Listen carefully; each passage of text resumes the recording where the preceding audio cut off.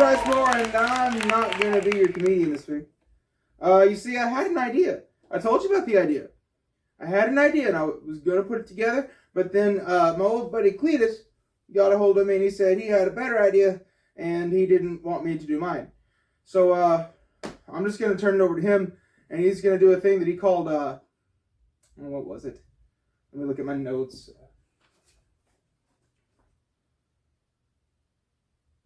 English with Cleetus.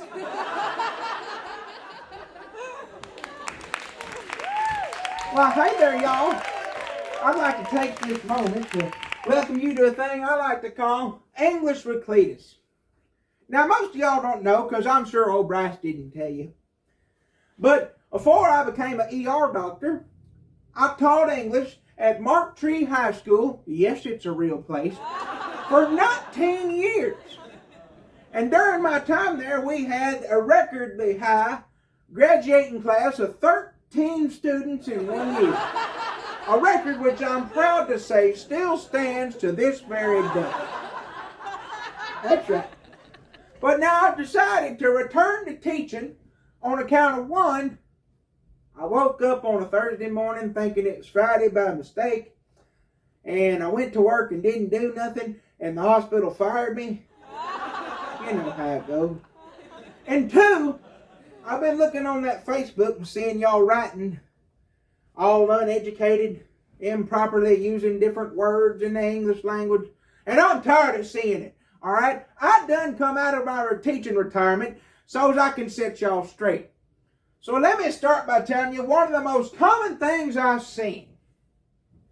Y'all don't know how to use the word defiantly. See, it seems to me like y'all like to write, there's defiantly something wrong with our society. And y'all, that just ain't right. See that word you're using there, defiantly? That means like you're challenging authority. Like this. Bobby Dunlop defiantly stood up in the middle of my class, pulled down his britches, and mooned me in front of all my students. What you'd meant to write is that word definitely.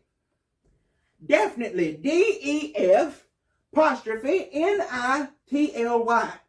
Definitely. The word definitely means without a shadow of doubt. To use definitely in a sentence would go like this. Mrs. Dunlop, I'm definitely not responsible for your son's black eye. And that brings me to my next point about the apostrophe.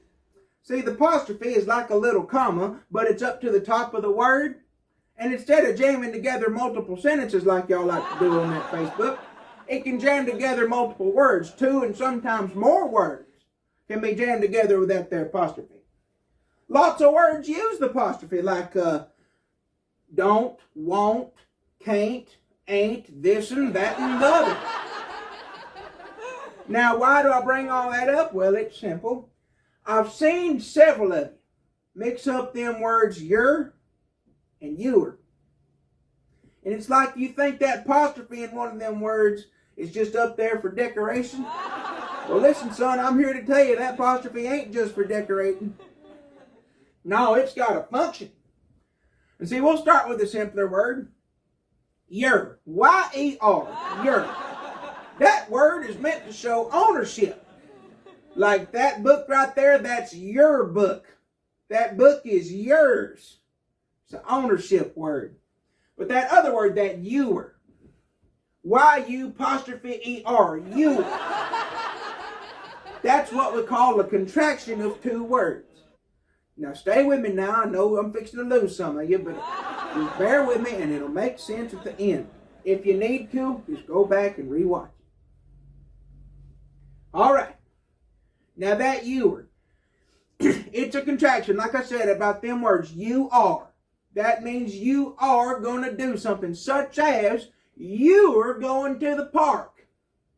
But now some of y'all get them all mixed up and you write them on that Facebook, you write them opposite. If you're not on my side, then I'm not your friend no more. And believe me, y'all, ain't nobody gonna be upset about that if you're unfriending them. In fact, a lot of them are going to be happy that you're unfriending them. You know why? Because nobody likes having a friend that's that dumb. That's right. But now, I understand why you get all mixed up. I really do. Because see, there's a word for them kind of words. We call them words homophones. And I ain't talking about a rainbow-colored cell phone. It's a linguistic term.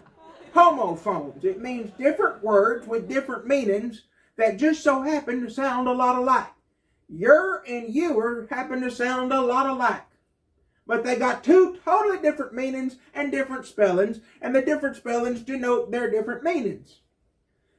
So now knowing about the apostrophe will help you to understand which one to use or which one you're looking at.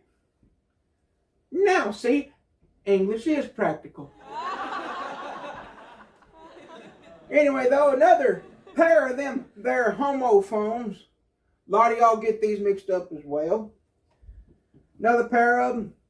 There's the word than and the word then. You get them mixed up a lot on that Facebook too. I've seen it all the time. Now let me tell you what they mean and what they are. The first one, than, that T-H-A-N, that's what we call a comparison word. You use it when you compare one thing to another. Right? Like for instance, I have more than you. I have more than you. That's T-H-A-N. I want you to write that down because this one's a bit more complicated than just a simple rule. That word, funnily enough, can also be used in the contraction form with the word more. Moring. That's M-O-R'-N. Moring. To use it in a sentence to sound like this. I have more than you. M-O-R'-N. Now that other word though, that then. T-H-E'-I-N. Then. That's a word that's talking about things in a sequence. It's a sequential word. I'm going to do this, then I'm going to do that. Make sense? They're not the same. You can't use them interchangeably. But it's easy to understand once you got it written down. You can remember apostrophe means sequence. No apostrophe means I can add one on another word. Make sense? That's good. That word then is also real interesting because it's another thing. It's called a homonymph. That's right, one of them there homonymphs. And a homonymph is not quite like a homophone. A homonymph is a word that is spelled exactly the same, but has more than one possible meaning. Excuse me. See, the homonymph then has that sequential meaning. I'm going to do this, then I'm going to do that. But it's also got another meaning that you'd use at the end of a story or a fairy tale. Like this. And all of Mr. Bodine's students took what they learned and applied it. Then. Thank you for this episode of Band Comedy. Thank you so very much for watching. God bless you, and I'll see you again next time.